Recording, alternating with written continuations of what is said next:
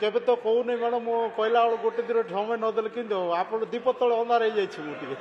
अविभक्त कोरापुट जिला कोरापुट मालकानगिरी रायगड़ा नवरंगपुर जिले में तेलंगिरी भली केतोटी प्रोजेक्ट और क्यों क्यों प्रोजेक्ट अच्छी और से प्रोजेक्ट द्वारा केते हेक्टर जमी रे चाष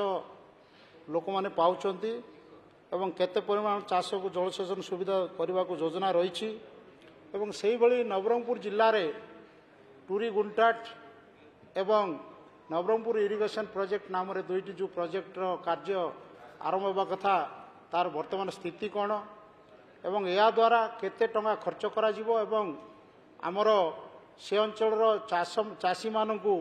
केते हेक्टर जमी रे चाष करा जिवा पय व्यवस्था रही केते आयकट रही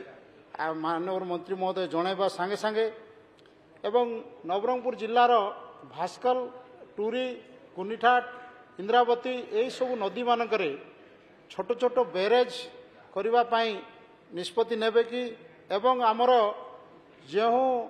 लोक माने विगत दिन में डीप बोरवेल टंका बांधी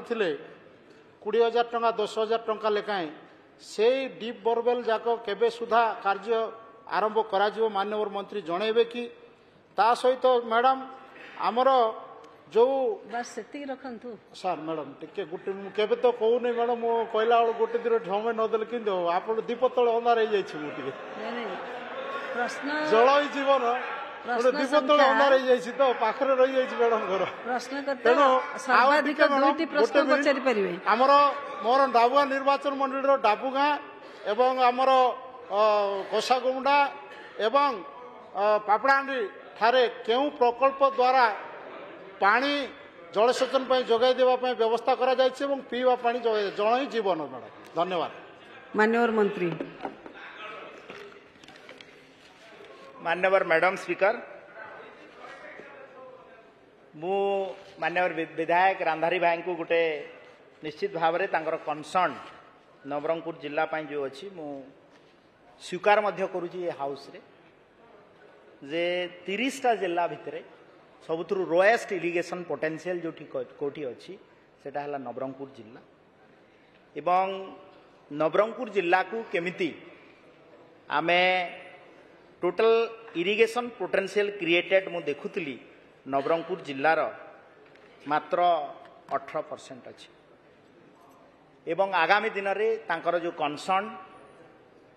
आमे मते लगुच आपण ओपोजिशन रे गला बेले कथाटा उठेले आपण जदि सरकारी बेंच रे थिला बेले विगत दिन रे कथाटा को जदि कही थांते बोध हुए